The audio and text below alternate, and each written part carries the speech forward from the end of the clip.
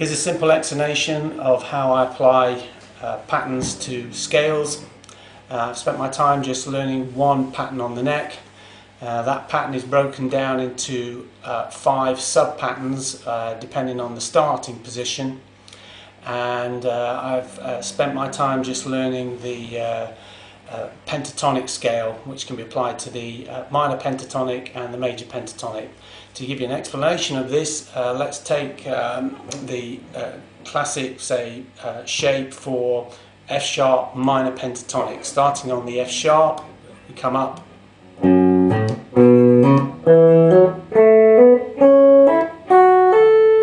I'm sure you all know that. And then if I was to use that shape for the major pentatonic, I would shift my root up to the A.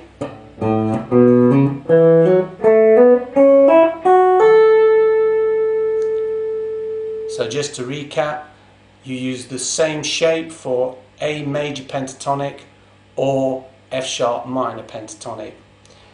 This is because F sharp minor is the relative minor of A, and if you start to work on your pattern and move it around for different scales and apply scale theory to it, you will start to see where the different scales come from.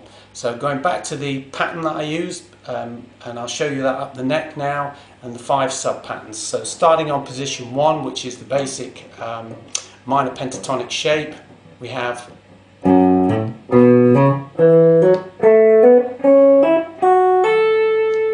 moving to position 2,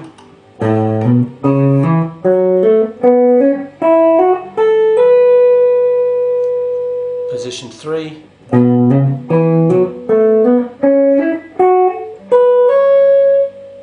position 4,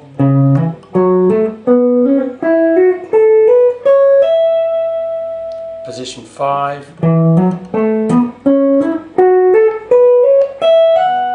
and then we're back to position 1, which is an octave up from where we started.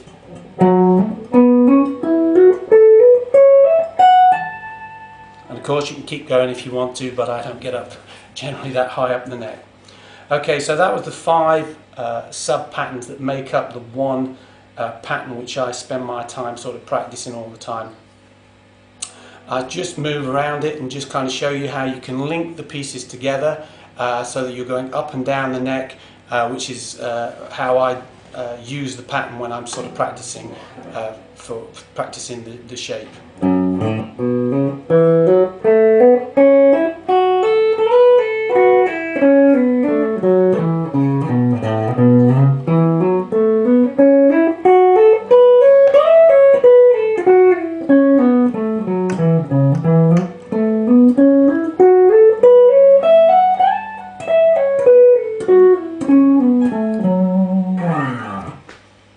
Okay, now what you then, if you learn that pattern and then you start to apply it to songs, you start to see, for example, if I'm playing rock and roll where the root and the chords are A, D and E, if I want to play a scale on A close to where I'm barring the chord, I would be in the second position of the pattern. That would be the closest position to where I was barring the chord. If I then move on to the D and stay close to the chord, I would be using the 5th position for the D shape. That would be the 5th position for the scale of D major pentatonic, because in rock and roll, when you shift chords, you shift scale as well. So if you're playing the chord of A, you play A major pentatonic, and then the minute you go onto the D chord, you go onto the D major pentatonic scale, and then finally you would move on to the E. And if I wanted to stay close to, say, an E7, which I use a lot, then I would move into the 4th position for the E shape there.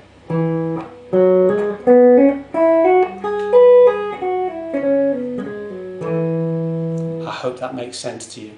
So what you're looking for when you practice the pattern and then apply it is to see where you want to be playing the scales closest to the chords that you're working to.